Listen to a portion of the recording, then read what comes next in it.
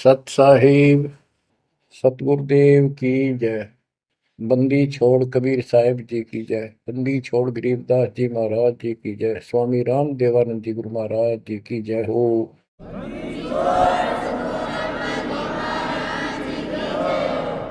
सर्व संतों की जय, सर्व भक्तों की जय, धर्मी पुरुषों की जय।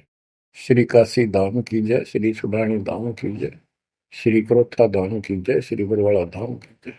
सत साहिब ग्रीवन्योली नाद सुभान गति, लड़े भुजंग हमेश, जड़ी जानो नाम जगदीश है, विष नहीं व्यापै शेष।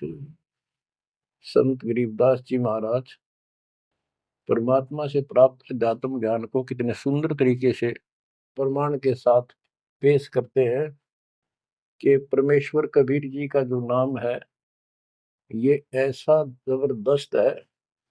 कबीर साहब ने बताया कि कबीर जैसे फनपति मंत्र सुन, रख पुन सुकोड़े, ऐसे बीरा मेरे नाम से, गाल चले मुंह मोड़े। ये तो कबीर साहब ने स्वयं बताया।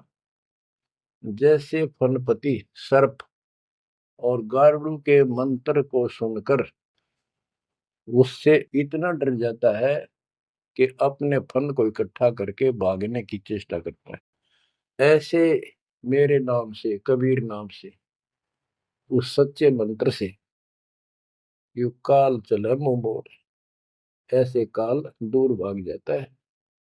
गरीबदास जी कहते हैं, यम किंकर कर जोड़ चले तिस देख रे, धर्मराय के अंक मिटावे लेख रे, जीव जुनी नहीं जा बाठा डे गही, दर्ग मंज हजूर पकड़ छे की बही। गरीबदास जी आंखों देखा परमात्मा की शक्ति का वर्णन करते हैं कबीर जी का, कि उनको देख कर यम के दूत हाथ जोड़ के और दूर चले जाते हैं। और फिर परमात्मा ने धर्मराज के दरबार में जाके मेरी बही निकाली। बही वो बुक, वो पैड जिस पे अकाउंट लिखा था, और परमात्मा ने कहा ये मुझे दो, ये मेरा भक्त हो गया, इसने मेरी दीक्षा ले ली। वह पैड पाट दी दाता ने वहीं पर और फेंक दी कूड़े में। दरगह मंज हजूर पकड़ छे की बही, जीव जोनी नहीं जा बाठा डे गही। कि कबीर साहब ने जिसकी बाह पकड़ ली, जिसका हाथ पकड़ लिया, जिसको शरण दे दी, वो जीव 184 प्रकार की योनियों में नहीं जाएगा। बाँ ठाडे गही, ठाडे ठाडा मीन तगड़े समर्थ शक्तिशाली ने हमारी बाह पकड़ ली, हमें शरण दे दी। ठाडे की परिभाषा थोड़ी सी बताता हूँ आपको, क्योंकि बच्चों कोई भी हम प्रसंग सुनते हैं उसके साथ उसका जो लिंक होता है वो कथा का होना अति आवश्यक है, अन्यथा उसका कोई प्रयोजन नहीं रहता। काफी समय पहले की बात है, एक भक्त अब परमात्मा कबीर जी की शरण में था संत गरीबदास जी के माध्यम से। और पुराने समय में खेती किसानी जो होती थी वो केवल वर्षा पर निर्धारित होती थी, और कोई नहर नूर नहीं थी, ना उसका कोई पानी लगता था। बारिश हो जाती थी कुछ एक क्षेत्र में तो उसमें किसान अपना उसको संवार के बीज बो दिया करते थे। जमीन ज्यादा हुआ करती थी उस समय। उस भगत की बहन के क्षेत्र में वर्षा होगी, वहां से मैसेज आया कि हमारे यहाँ बारिश होगी है और सभी खेत एकदम बाने योग्य हो गए, बोने योग्य हो गए हैं, हेल्प के लिए आओ। वो अपने बैल, अपना हल लेकर चला गया, उसको दूसरे खेत में भेज दिया। स्वयं उसका जो जीजा था, बहन का बटेऊ पति, वो अपने बैल लेकर दूसरे खेत में चला गया। जिस खेत में वो भक्त गया, दिन में हल चलाया, दोपहर के समय उसने रेस्ट देते हैं बैलों को, पेड़ के नीचे चला गया। फिर वहां देखा आसपास एक तालाब थी, छोटी सी तलैया जोड़ी, उसमें कुछ पेड़ पेड़ थे, पानी था। बैलों को पानी पिलाने चला गया तो वहां एक मंडी बनी हुई थी, यादगार सी, छोटी सी चबूतरा सा बना के। उस पे एक बेली गुड़की रखी थी। बेली पहले 5 किलो का कट्ठा ही बना करते, वो विशेषकर चढ़ाने के लिए होता था, भेंट। अपने देवी देवताओं को किसान चढ़ाते थे, बोल देते थे पहली फसल का पहला वो 5 किलो ऐसे पीर का चढ़ाओ, वो पीर की मंडी थी। तो वो जो एक का डला सा था मोटा, 5 किलो का, 5 शेर का, उसको उठा लाया वो भक्त। कुछ आप खाया, कुछ बैलों को खिला दिया, अपना काम करके शाम में घर पर आ गया, सो गया।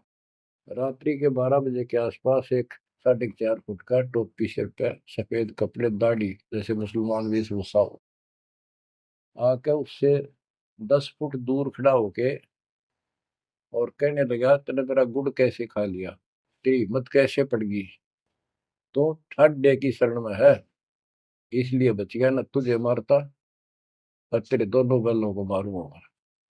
मेरी पार नहीं बसाई, और कति लाल आंख कर रखी, और बहुत गुस्से में था। यूं कह के वो चला गया। भगत को भी फिर थोड़ा सा एहसास हुआ, यूं के भला थी।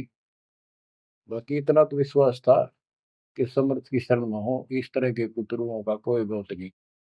फिर भी मन में था भी कहते, ये बात हुई तो हुई क्यों, ऐसा के कारण हो गया। उसने अपनी बहन से पूछा कि बहन, ऐसे ऐसे उस मंडी पे गुड़ चढ़ा रखा था आपके खेत में, किसकी बना रखी है वो आपके खेत के बराबर में, जोड़ी पे, तालाब पे। तो उसकी बहन बोली, के बात हुई भाई, क्योंकि एक बेली चढ़ा रखी थी, किसी ने गुड़ की तो रखी थी, मैं ठा लिया, उड़ा कुत्ते खाओ उसने, मन बहन आती खिला दी, कुछ आप खा ली। उसकी बहन बोली, रे के क्यों जुल्म कर दिया तेने, को उठा लिया तू वहां से। रोड लागी नो सुनते ही।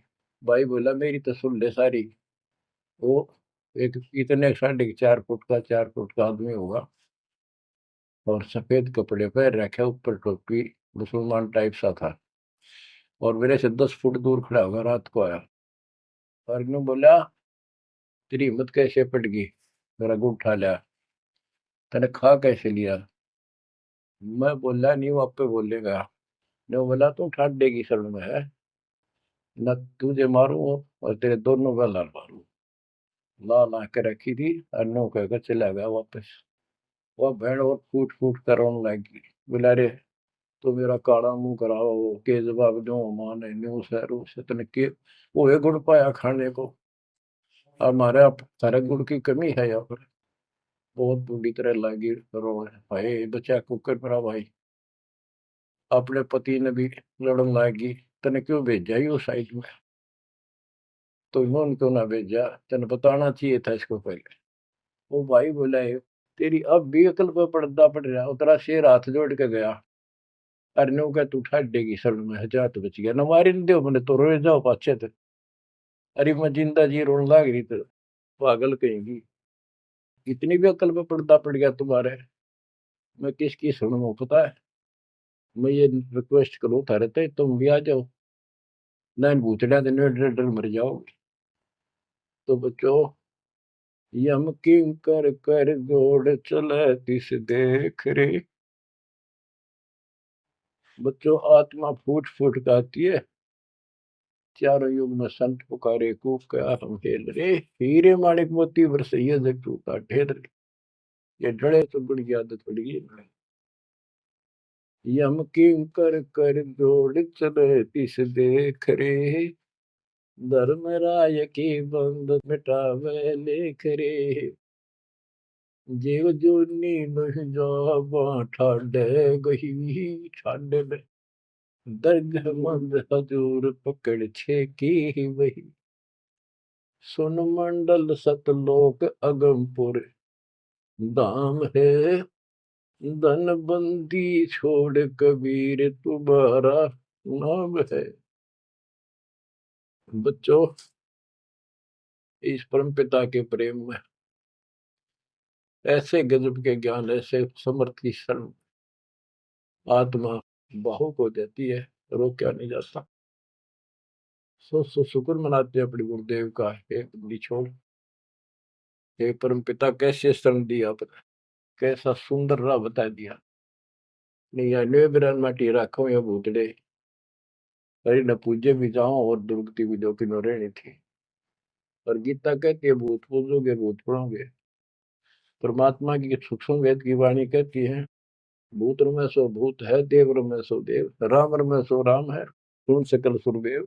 अब प्रश्न चल रहा है, कबीर जैसे फनपति मंत्र सुन, रख फन सकोड़े, ऐसे बीरा मेरे नाम से, काल चल मोड़े।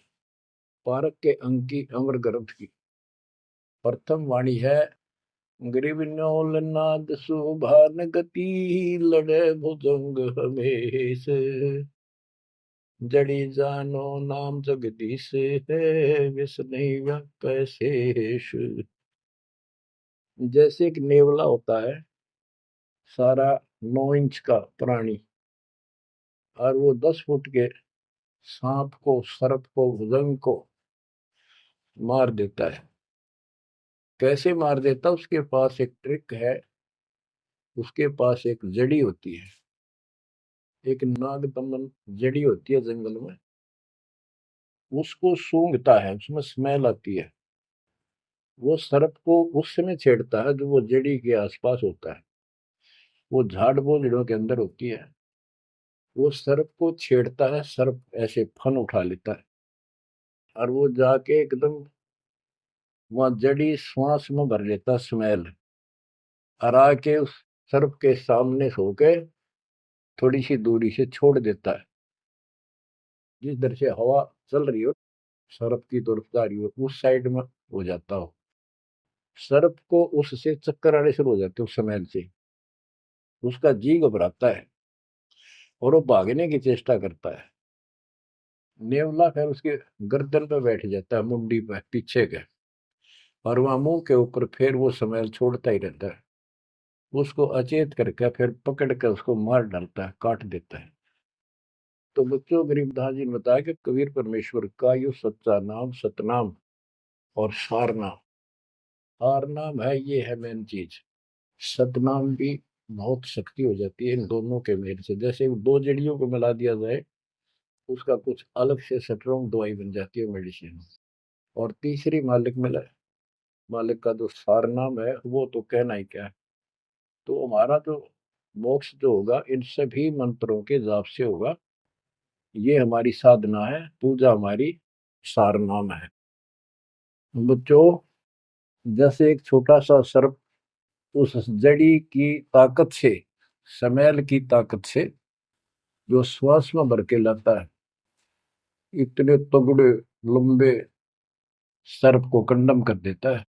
ऐसे ही परमात्मा के इस नाम के सिमरन श्वास के द्वारा करने से, तो ये बताया कि ग्रीव न्योल नाद सुभान गति, लड़े भुजंग हमेश, और जड़ी जानो नाम जगदीश है। जगदीश सारी सृष्टि के मालिक का जो असली नाम है, वो जड़ी है, वो नागदम जड़ी है। अब जैसे सतनाम भी बहुत ताकत रखता है, ये हमारी साधना है। जैसे प्रथम मंत्र सतनाम, ये साधना है। सार नाम हमारी पूजा है। पूजा और साधना में अंतर होता है। कबीर साहब हमारा पूज्य है। साधना वो होती है, जैसे हमने जल की आवश्यकता है तो हैंडपंप लगाते हैं। हैंडपंप के लिए बोकी और पाइप, बोकी मारते रहते हैं, मिट्टी बार डालते रहते हैं। सतनाम की बोकी श्वास उश्वास से मारकर जब वो पानी के लेवल पर पहुंच जाती है, वो बोर, तब उसमें पाइप लोअर करके फिर उसके ऊपर एक मशीन बांधी जाती है, वो सार नाम है।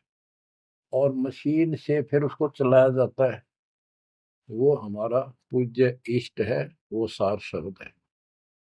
जो हमें चाहिए था ऐसे मिलेगा वो सुख, परमपिता परमात्मा के सच्चे दरबार का। तो गरीबदास जी कहते हैं वो मंत्र, वो जो सार नाम है, वो जड़ी जानो नाम जगदीश है, परमात्मा जगदीश कबीर साहब का सार नाम। वो नाग दमन जड़ी बूटी है, वो काल दमन।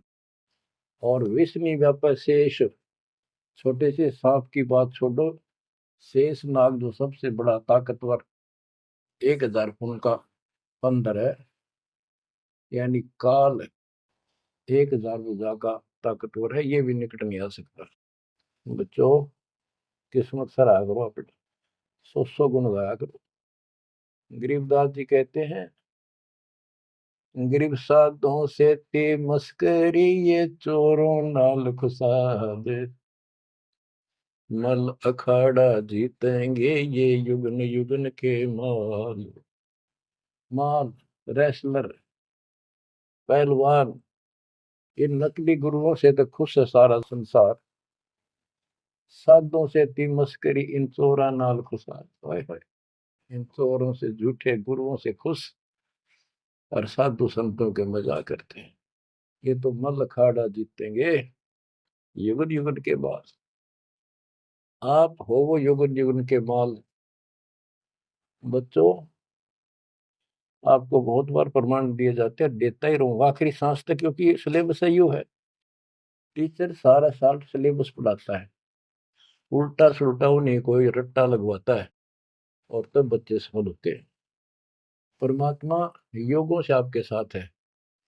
सतयुग में राजा अम्बरीश एक बहुत बड़े धार्मिक राजा हुए हैं, और खूब यज्ञ किया करते थे, भंडारे करते थे, ब्राह्मणों को खूब धन दान करते थे, लागड़ गऊ बांटा करते थे, 1000 लागड़ गऊ बांट देते। लागड़ माने बच्चे वाली, ब्याई हुई, दूध वाली। भोजन भंडारे करवाते थे, दक्षिणा देते थे। जैसा भी लोक वेद सुना था, गुरु जी ने बताया था, ऋषियों ने, वो सारा कुछ करते थे।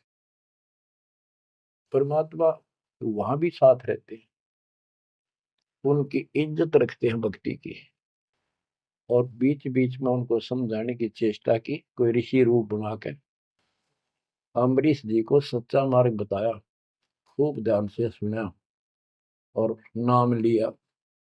लेकिन वो ऋषि वहां सैकड़ों और मालिक एक।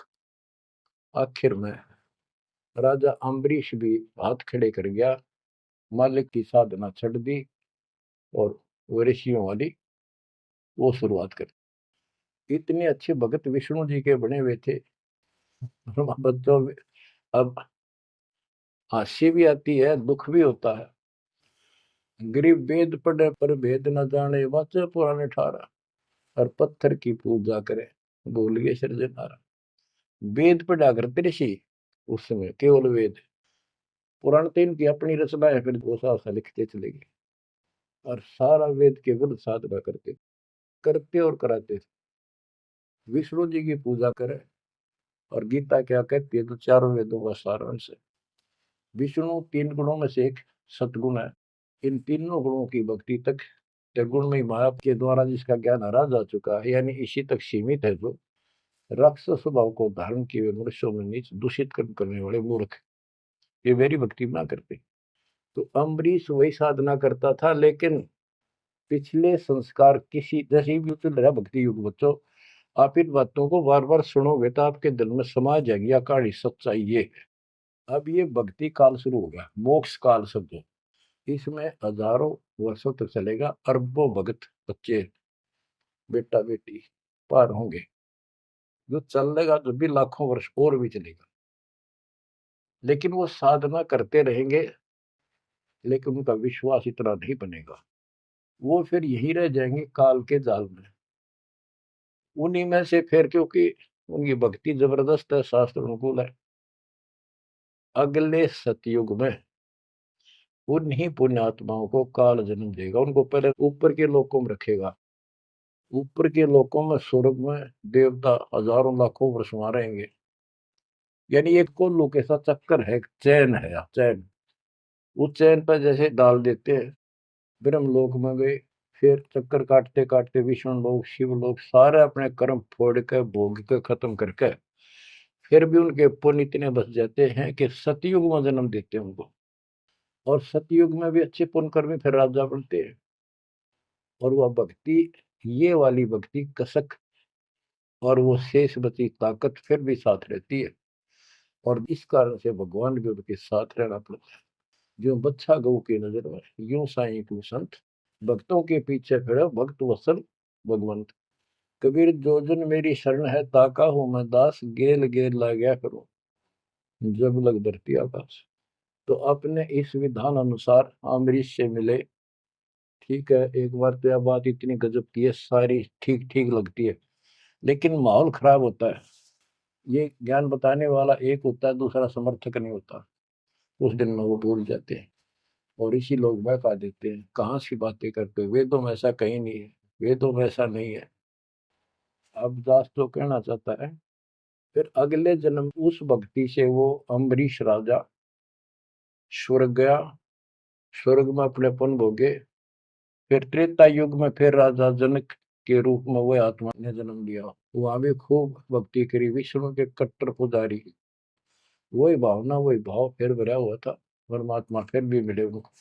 लेकिन राजा और सिद्धियां इतने ठाठ बाट और बकाने वाले वो गुरु निरे ऋषि हमारी ऐसी घिस काट रखी काल में, हम ऐसे मूर्ख बना रखे, थोड़ा सा भी सुख हो जाए, कोई प्रभुता कोई पद प्राप्त हो जाए, हम खुद भगवान बन जाते हैं। लेकिन पिछली धार्मिकता के अनुसार हम कुछ धार्मिक भी बने रहते, लेकिन रहते वही के वही। और अम्बरीश राजा इतने अच्छे भगत थे, पिछली सिद्धि शक्तिमान की वो भक्ति की सही थी। एक बार दुर्वासा ऋषि ने उनके ऊपर सुदर्शन चक्कर छोड़ दिया। दुर्वासा कहता था कि तू ये साधना छोड़ दे, मैं बताऊं वाह कर। अम्बरीश ने हाथ भर ली पर छोड़ी नहीं। अगली बार गया, उसने गुस्सा हो गया कि तू मानना नहीं मेरी बात, तेरा सिर काट दूंगा, इतना गुस्सा। सुदर्शन चक्कर छोड़ दिया। सुदर्शन चक्कर राजा अम्बरीश के पैर छू के और दुर्वासा ने मारने खातिर वापस चाल पड़ा। दुर्वासा भागता फिरा तीन लोक में, कितने उसने गुफा नहीं मिली जरा बच जा, कुछ संरक्षक नहीं पाया।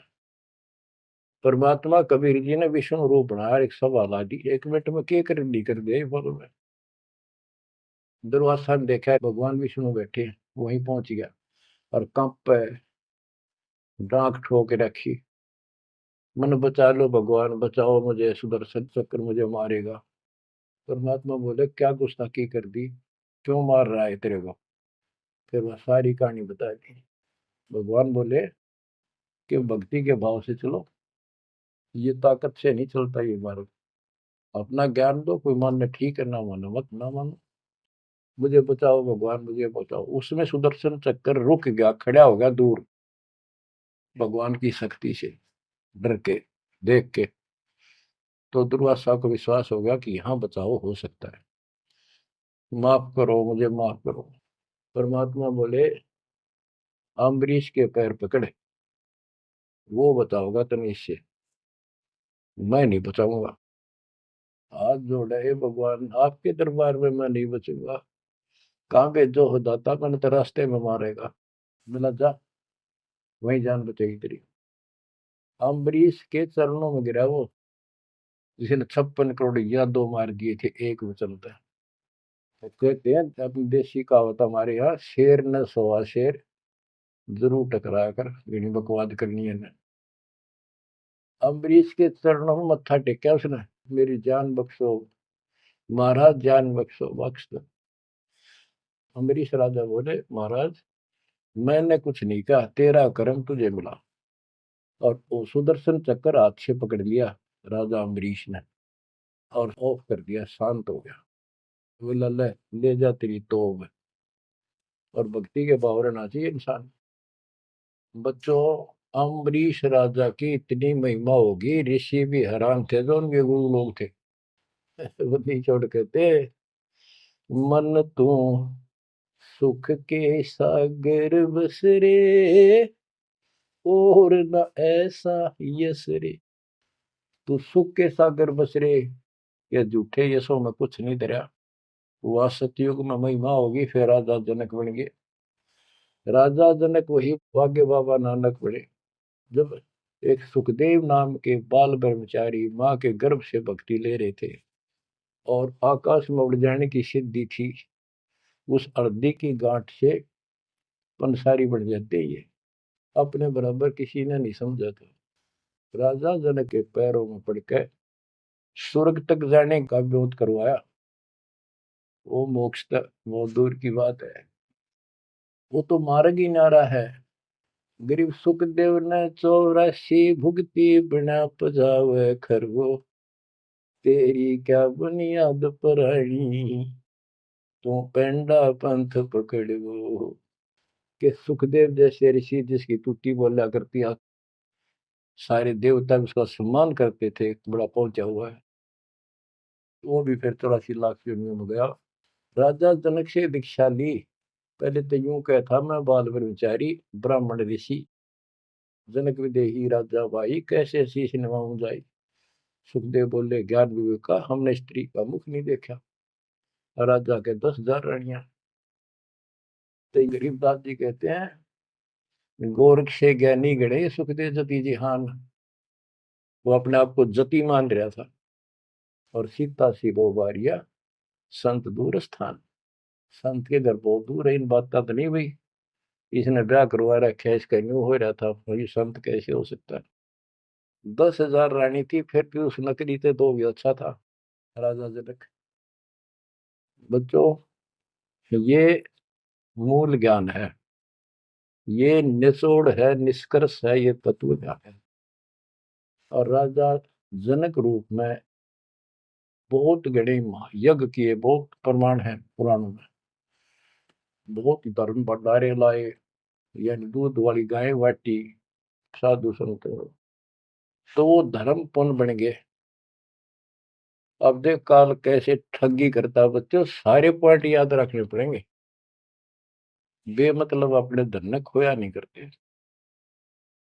राजा जनक और सुखदेव विमानों बैठकर स्वर्ग जान लग रहे।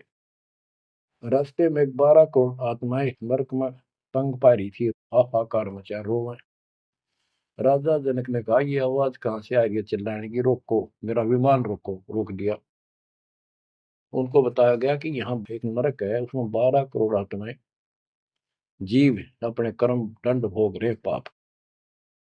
राजा ने कहा इनको छोड़ दो, इनको कष्ट ना दो। तो वहां जो उनके साथ गए थे देवदूत यमदूत, वो कहने लगे जी यहाँ आपका हुक्म नहीं चलता, यहाँ का राजा धर्मराज है, उसके आदेश से सब कुछ होता है। बोला या तो मुझे इस नरक में डाल दो, मुझे भी यहीं छोड़ दो, ना इनको निकाल दो। धर्मराज तक बात गई। धर्मराज जी वहां आए, बात सुनी। धर्मराज बोले राजन अपने अपने कर्मा का फल सब न भोगना पड़ता है, ऐसे नहीं कुछ हो सकता। तो राजा आकड़ गया। भाव यानी एक परमार्थी भाव, परमार्थ भी हिसाब का होना चाहिए, तो आदमी कोई परमार्थ नहीं चला गया कि मैं या तो मुझे यहाँ छोड़ दो या इनको साथ लो मेरे। तब धर्मराय ने एक विकल्प निकाला कि आप अपने पुण्य दे दो इनको आधे, या जितने चाहते हो उतने समय तक इनको आपके साथ वहां स्वर्ग में भेज देंगे। राजा ने 50% पुण्य दान कर दिए। सबको बिठा के 12 करोड़ आत्माओं को विमान में बिठा के और स्वर्ग ले गए। बच्चों सुखदेव ने गलती करी नहीं, वो तो आज तक स्वर्ग में है। और वो राजा जनक ने आधे पुण्य खत्म कर दिए, बाकी के पुण्य में झाड़ के खा के खर्च के खो खंडा के बाबा नानक रूप में जन्मे। पहले राजा थे 2 जन्मों में, दुनिया भर के नौकर होते थे, और फिर हैंड टू माउथ हो गए, खुद नौकर लगे नवाब के मोदी खाने में गोदाम में। अब बच्चों अब हमने सावधानी न्यों भी बरतनी है, अपने नाम ने अपने भक्ति ने नष्ट नहीं करा, किसी के ऊपर भावुक हो गया। एक बताओ था कि मैंने अपने भाई दुखी हो रहा था, उसको अपने पुण्य दे दिए, भक्ति दे दी, वो तो ठीक हो गया, मेरी डूबती हो रही है, बुरा हाल हो रहा ना, वो दिक्कत होगी, बीमारी होगी, आगे तागे दुख होने लग के। तो ये बकवाद नहीं चले, मर्यादा जो बनाई है उसको संभालो। तो कहने का भाव ये है कि आपको इस पॉइंट पे लाना चाहता हूं। अब राजा जनक राजा थे, राजा अम्बरीश राजा थे वो बाबा नानक बने, खुद नौकर लगे राजा के। अब यहाँ आकर हमारी बात टिकती है कि साधों से ती मस्करी चोरा नाल खुशाल, मल अखाड़ा जीतेंगे ये युग युग के बाद। यानी भक्ति की चाह, भगवान की चाह उनके में तब भी थी, पर एक्सरसाइज गलत थी। अब परमात्मा फिर मिले उनको आकर के। अब वो भौतिक धन में निर्धन थे, पर अध्यात्म धन के भरे पड़े थे। पिछले पुण्य गजब के थे भक्ति वाले। एक तो धर्म कर्म किए होते हैं वो, और एक होते भक्ति की शक्ति। वह न्यो की नो डटी थी उसकी, वो पुण्य खत्म कर दिए थे उसने। तो वो भक्ति उस कारण से परमात्मा फिर आकर मिले। अब वो हैंड टू माउथ था, सुन ली। राजा होता तो तब भी ना सुनता। तो बच्चों, आज आप से कितने निर्धन हो और कितने धनवान हो, आप उस मालिक के सच्चे बच्चे हो। पिछले जन्म जन्मांतर से आप भक्ति करते हुए आ रहे हो। अब परमात्मा ने अपना वो धन देखना है। कबीर सब जग निर्धना धनवंता नहीं कोई, धनवान वा को जानियो जहाँ पर राम नाम धन वही है। आपके पास वो राम नाम का धन भरा पड़ा है। और जैसे सुकुच मीन मिलता नहीं भाई, स्वाति सीप सब अड़ ही जाई। सुकुच मीन सतगुरु हो आया, जिन परमात्मा का भेद बता। जैसे सीप और मोती का उदाहरण दिया जाता है कि स्वाति भी मिल गई सीप को, ऊपर की बूंद, मोती भी बन गया। लेकिन एक सुकुच मीन जब उसमें टक्कर ना मारे, उसने खुल नहीं, तो वह मोती माए गड़ गया और वह सीप भी मर गया। तो बच्चों, ये भक्ति धन थारा इब कभी नहीं गड़ मर जाता, सतगुरु ना मिलता था। तो अब आपका वो मोती सुरक्षित है। अब कहते सुकुच मीन सतगुरु हो आया, जिन परमात्मा का भेद बता। तो बच्चों, फिर बाबा नानक को मालिक ऊपर लेकर गए और उनको वो सच्चा राह बताया। उसके बाद उनकी जिंदगी बदल गई। यानी पहले वकील हो रहे थे काल के, सुने नहीं थे। अब जो बाबा नानक जी हिंदू धर्म में जन्मे थे, खत्री गोत्र था, और भगवान विष्णु कृष्ण राम कुर्बान थे इनके ऊपर। गीता का पाठ ब्रजलाल पांडे से पढ़ा करते थे और गीता पढ़ते थे। दाता मिले तो खूब तर्क वितर्क किए। आखिर में बोले अखा वेखूं तो मानो। तो परमात्मा ने आई विटनेस भी बनाने थे। बेई नदी सुल्तानपुर के साथ से बह रही है। सुल्तानपुर में बाबा नानक की बड़ी बहन ब्याह रखी थी। वह अपनी बहन के वहां रहते थे, नौकरी करते थे नवाब के। सुबह सुबह स्नान करने जाया करते थे उस नदी पे। वहां परमात्मा ने 2-3 मीटिंग करी। तीसरी बार जब आए, ने बोले आंखें देखो जो मानो। बात सारी समझ में आ गई। गीता बार बार देख ली, पढ़ ली, सच्चाई भगवान कोई और है। और चाव भी थे, पर पुराना ज्ञान और कोई नो समर्थक नहीं गया, बात सच्ची है। तो वो कहने लगे आंखा देखो तो मानो। कबीर साहब और बाबा नानक जी परमात्मा समकालीन थे। बाबा नानक जी का जन्म सन 1469 में हुआ, 1469 में। और 1539 में वो शरीर छोड़ के गए। और परमात्मा जी 1518 में गए। तो 1469 से 1518 तक समकालीन थे। तब आंखों देखा सतलोक 3 दिन तक नानक साहब जी का शरीर कहीं और छुपा के उनकी आत्मा को लेके गए, फिर छोड़ा तीसरे दिन। उसके बाद तो दुनिया बदल गई उनकी। वो सब पूजाएं त्याग माल की शरण में आ गए। घर में विरोध, सारे समाज में विरोध है। उसके पिता भी बहुत दुखी हो गए, तो के पैदा हो गया हमारे, देवी देवताओं को ऐसा गलत बोलता है। तो बहुत परेशान हुए। लेकिन जब आंखों देख ली, कौन सुने किसकी। सूरवीर होते हैं संत, संत सिपाही और शेर पीछे नहीं हटते। तो बच्चों, सारा ज्ञान सत्संग से होता है। परमात्मा का और उस प्यारी आत्मा का, आत्मा और परमात्मा नानक साहब का सत्संग हुआ। सत्संग से बात स्पष्ट हुई। अब पारक के अंक की वाणी सुनाता हूँ कुछ। साधों से ती मस्करी ये चोरा नाल खुशाल, मल अखाड़ा जीतेंगे ये युगन युगन के माल।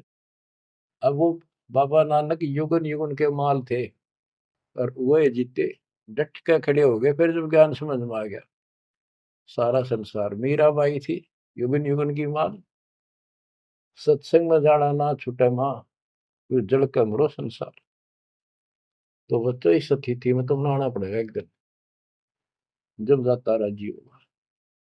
और ये ज्ञान खुद देता है भगवान, और वो आत्मा जो इसको सुनकर कुर्बान हो जाती है, वो महान आत्मा होती है। गरीब अंश गवन करते नहीं, मान सरोवर छाड़, कौवे उड़ उड़ जात हैं खाते मसाहाड़।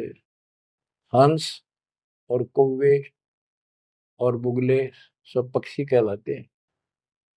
हंस उस मानसरोवर को नहीं छोड़ता जहां उसका आहार मोती होते हैं, और कौवे वहां टेके नहीं, क्योंकि उन्हें तो जगह जगह जाकर मांस खाना, हाड खाड़े हाडों का मांस चाटना, किसी पशु के जख्म में चोंच मारना, ये कौवे जैसी व्यक्ति के लोगों का स्वभाव होता है कि दुखी उनका अपना उल्लू सीधा हो, स्वार्थ सिद्ध हो, ताकि अगला कितना दुखी हो।